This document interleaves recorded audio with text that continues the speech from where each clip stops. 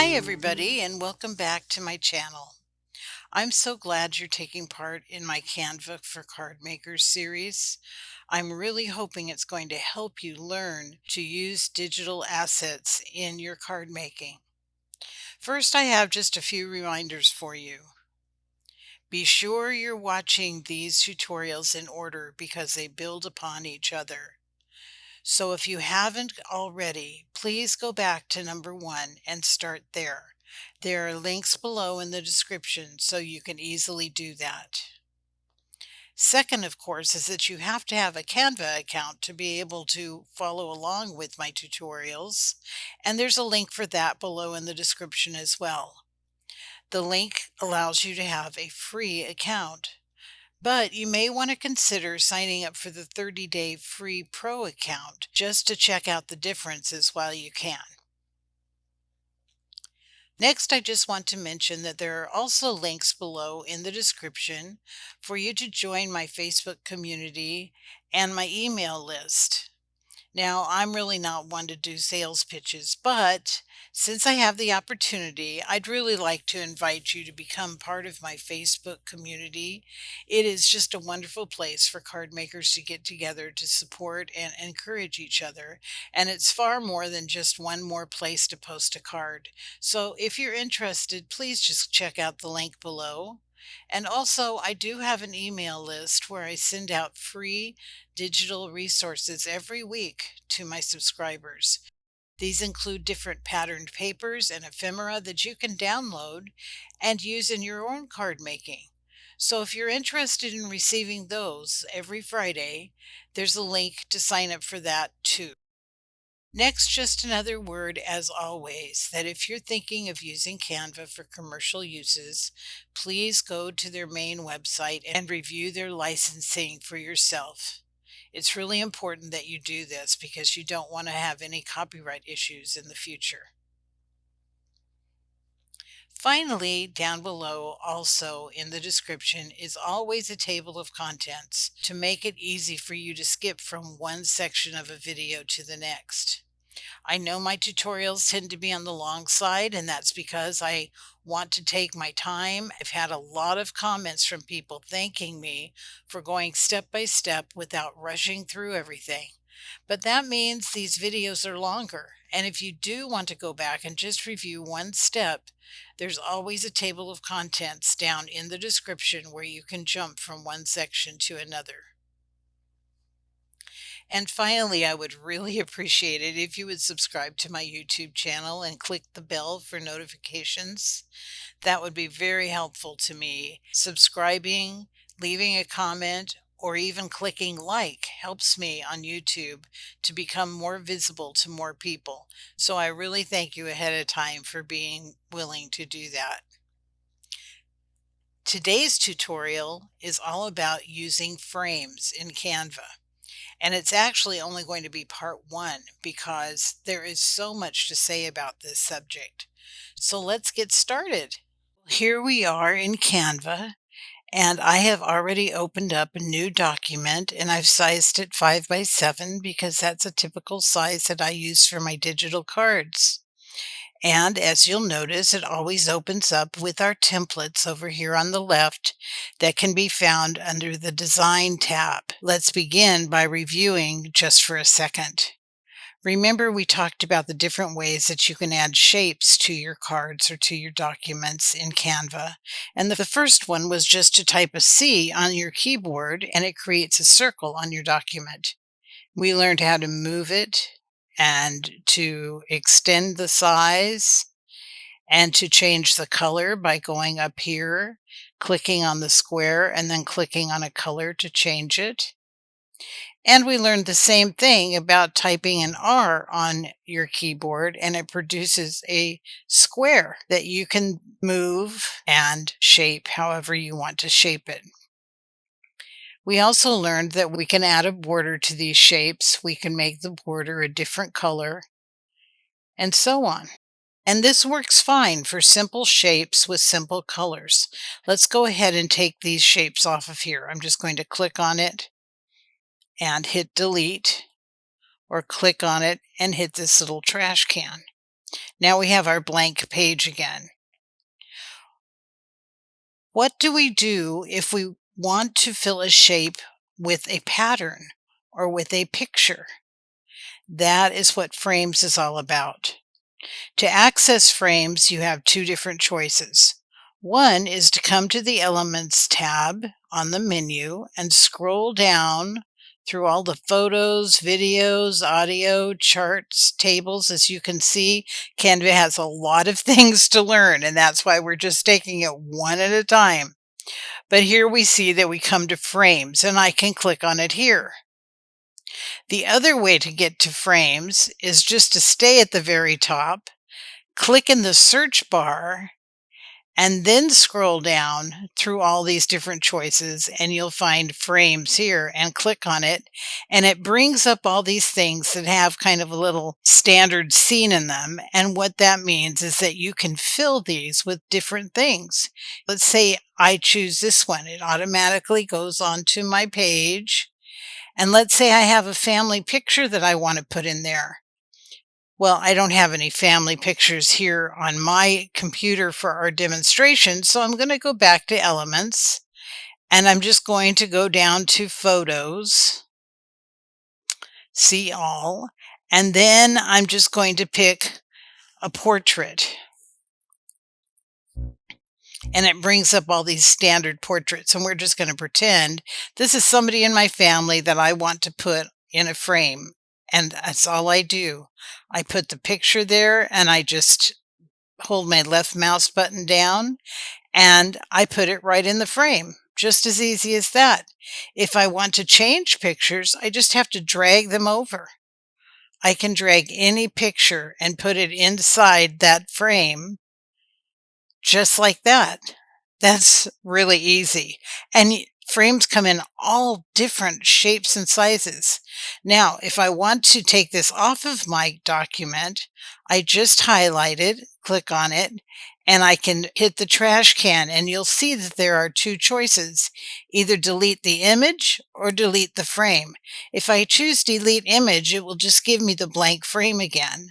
If I want to start over with my frame, I can just delete the frame and start over again. So I'm going to go back over here to frames, scroll down, and I want to show you the variety of frames. There are just so many. You can just keep scrolling and scrolling. You can see that here there's one that shows a little laptop. So if you wanted to have a picture of a laptop with something in it, you could put that on to your document or onto your card. I love these that are the painted images. I use these a lot on my digital cards, because all I need to do is come up here, and let's say I want a picture of an autumn landscape. Now right up here it gives me a choice of all, graphics, photos, videos, and I'm going to click on photos, and here are beautiful fall landscapes. If I just drag it over there, there it is in my frame. Now this gives me an opportunity to teach you something else about frames. This landscape picture is much bigger than that frame, and I may not want that particular view in my frame. I want to show a different part of the photo. So all I have to do is double click on it, and it brings this screen up with a little four-way arrow. And I can actually move that photo within the frame as much as it lets me. If I want to do a larger view of something, I can expand it and then move it around more. Let's say I want that in my frame right there. Then I hit done, and it's changed the view. How cool is that? Let's say I want this one in my frame instead. It puts it right there. If I want to expand it, I double click on it, and it will let me move side to side, but it's not going to let me move up and down. So if I want to make it a little larger and expand it a little bit that way, I can do that. I can stretch it on the corners and then hit done. And there is my kind of painted looking scene for my card. Now I'm going to go ahead and erase this, and we're going to go right back over here and start over again with frames. Now, there are so many frames. Like I said, you can scroll forever to find the one that you want, but you also can search within frames. So let's say I want a circle frame with a border, and it will bring up all kinds. There's circles with borders of different sizes. As you can see, this has a colored border that allows us to change the color, because you can see these squares up here that allow you to change the color. If I delete that and put this one on, you'll see it's a little different perspective, a little thicker border. If I put this one on, you can see that it's a square with a circle in it, and I can go ahead and change these colors on that square and have it look a completely different look. We'll delete this one again, and it popped me out of my circles with borders, so I'm going to go back to that. I want to go up here to one that's just a basic circle with a small border around it, because I want to demonstrate something else that's really important. I'm going to make it bigger here for you to see. We already learned how you can go to Elements and go to any photos, and they have all these. They're just their standard photos of what's trending right now, and you can pick one and put it in the frame just like that. Or remember how you can upload photos, so you can go to Uploads. You can pick a picture off of your computer, pick this fish right here, and put it in there. Again, you can double click on it to move the fish over into the center, just like that, and click Done. So you can upload your own photos and put them in. So you can put a loved one's picture in, or put a picture of your parents or your children and make a card like that. Because remember, I made this document card size, so I could put it like this and put a nice sentiment down here below it, and actually have their picture with a nice border right in the middle of my card. See how that red line shows up going down the middle? You can tell it's centered that way. So this is the principle that I wanted you to understand about frames. You can only put photo files in them. You cannot put drawings or illustrations or other types of graphics in them. So let me demonstrate what I'm talking about. Let's go back to Elements and just leave this frame there. We'll go to the main search field, and I'm going to type in flower background. And you can see you have choices here with all, with graphics, with photos, with videos. So we're going to go to Photos and pick a floral background and drag it over there, and there you have your floral background for your card, just like that. Anything you want that's a photo can go into any of these frames, any of the shapes that you want. And when you click on it, you don't want that orange frame anymore, border. You can click on one of the colors from the flowers. Let's do this, and there you go. Just like that. Now, when these come with these frames with borders, I cannot change the width of that border or the size of the border. If you want a bigger border, you're going to have to go back to frames and choose one of the frames with a circle with a larger border. So that's a difference between this and regular shapes. There's no way for you to change the size of that border. If you want a larger border, you're going to have to go back over here, back to frames, back to circles with borders, and pick one that has a larger border. Then go back and take your picture, drag it in there, change the color of the border, and then you have the larger border.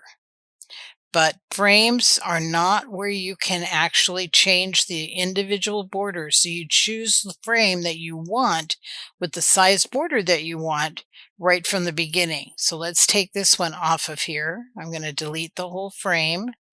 bring this back down here. I got a little off track there because I remembered I hadn't really told you that. But what I'm wanting to show you is about graphics because this is something important.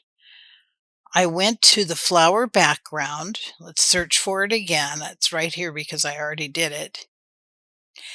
And we chose photos, and all the photos go right into that frame, no problem.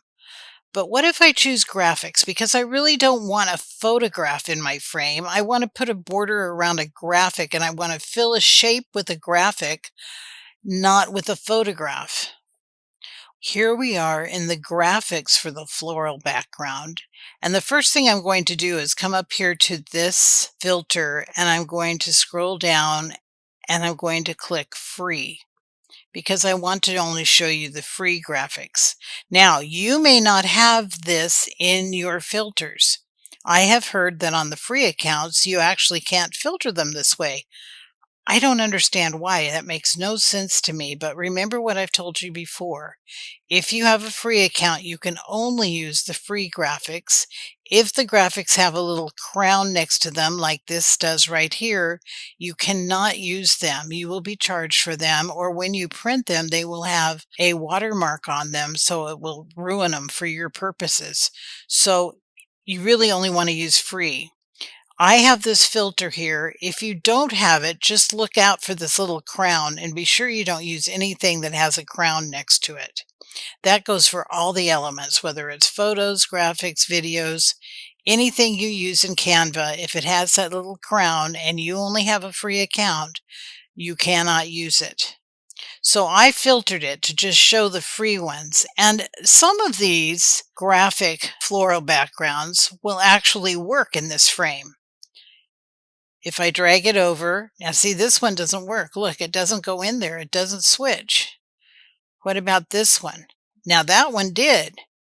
So you can go one by one, but let's say I want this graphic in my circle frame, and yet what am I going to do? It's not a photograph, so it won't go in there, and yet I'm in love with this graphic. So what do I do? Well, here's what we're going to do. I'm going to delete it off of here. I'm going to scroll down to another page, and I'm going to put it right in the middle of that page. And it's a graphic, it's not a photo. We're going to expand it a little so you can see it. And I love that. No wonder I want that in my frame. Look how pretty that floral is. Well, here's where we go back to tutorial number 1, where I taught you how to go ahead and download something as a PNG file, as a photo file. What we're going to do is change our graphic file into a photo so it will go into our frame. So how do we do that? We learned in the first video, but I'm going to show you again. You're going to go up to Share, and you're going to go down to Download, and you'll see it automatically says PNG suggested. Just keep it right there. Now we're going to go down to which pages we want, and I don't want to do page 1 that has my frame, so I'm just going to deselect pages 1 to 2 and only select page 2 where I have this floral right here.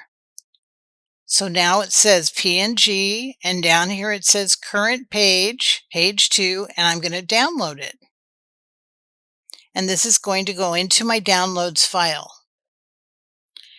Now, I need to upload it again. I need to bring it into Canva. So I'm going to go to Upload Files, click on it, and I'm going to make sure I go to Downloads, and there it is right there. I'm going to click on it, click Open, and it's going to bring it right here into my Uploads screen. Now again, we went through this in the first tutorial. So if you need a slower, more thorough explanation of this, just go back to the first tutorial and review it there. But now we have our picture file. So let's scroll back up here to our frame. Remember when we tried to put the graphic file in the frame, it wouldn't work. But now we've changed the graphic into a photo. So I'm going to click on it, bring it over here, and then drag it around, and look, it went straight into our frame. Let's try another example. I went back into frames and I chose an oval frame with a border. And let's just say I want to put a floral bouquet in there. But I don't want it to be a photograph of flowers. I want it to be a hand-drawn floral bouquet. So I went to graphics and I searched for floral bouquet. And I actually like this very first one that came up. Now I click on it and I bring it over here and I see, no, it will not go into that frame. So what I'm going to do is what I did with this last one. I'm going to take this and delete it. I'm going to put the floral bouquet right here in the middle. Now, if I want this to have something other than a white background, I can do that as well. I can change the background of the actual document to something that I might want to have behind these flowers that isn't white. So I can actually click on something in the flowers. So the way I do that is I click this little plus mark and I click this little eyedropper. And it's actually going to show me all the different colors in the flowers. And I can actually pick one if I wanted to. I kind of like it on white, but let's just make it pink instead. No, I don't like that pink. It's too dark. But if I go up here, I was showing you how to do this last time. I can actually make it a very subtle light pink. And maybe I like that. So now I've got the floral bouquet on a light pink background. And what I'm going to do is download that as a photo. So I'm going to go to Share. I'm going to download, leave it as a PNG. I'm going to click on the pages and deselect the pages 1 to 2. I only want page 2. Click Done, and then I'm going to download it. Now I'm going to go to upload it. I'm going to upload files, and there it is in my download folder on my computer. I'm going to click it, go to Open, and it brings it right up into Uploads. So now I'm going to go up to my first slide here, and I'm going to drag it over into the frame, and there it is. Now, I think it's a little bit too high. It's not really centered, so I'm going to double click on it, and I'm going to make it a little bit lower in the frame, just like that. If I wanted to make it a little bit bigger, I can, and recenter it. And when I'm happy with it, I'll just click Done. And then I don't like that color of frame around it, so I'll click up here, and I have no idea what color will look good. I'm going to pick one of these down here where it says Photo Colors, and that looks pretty good. Try this green. No, I don't like it as well. I like that green better. See where this says Photo Colors right here? It actually pulls colors out of the actual photo so you can exactly match them. And there we go. So if we wanted to do a card with a happy birthday with a floral bouquet, we could do that. So what have we learned to do today? We learned how to find the frames in the Elements menu. We learned that we can scroll through them and check any number of different shapes and sizes and available frames that we can fill with photos. We learned that we can search for photos in the Canva photo files. We learned that we can upload a photo of a family picture or something else in your personal computer files that you want to put in a frame, and then just drag it over to the frame and the photo goes in. And we learned that graphics do not automatically go in frames, but if you really want a graphic pattern that you want inside that frame, All you have to do is download it as a PNG and turn it into a photo, and then it will fit inside the frame. There are so many variations and so many options on this. What I want you to do before next time is just play with it. Check it out for yourself. Download all different kinds of shapes, put different kinds of photos in them, and practice downloading a graphic, changing it into a photo, and then putting it in the frame. And then when you're familiar with all this, we're going to be going on to our next tutorial where I'm going to show you a few more little advanced techniques with frames that hopefully will really excite you and inspire you to try to make some of your own cards with some of these techniques. So I hope this has helped you. I would love to see the cards that you design or patterns that you design. You don't even have to make a card with it. Just post in our Facebook group your experiments with frames, whatever they might be. Even if you just successfully put a picture of your child in a heart, I would love to see it. So don't feel obligated to make an entire card out of anything. Just put your experiments right there in our Facebook group for me to see, because that would really bless me so much. So until our next session together, many blessings to all of you. I'll see you next time.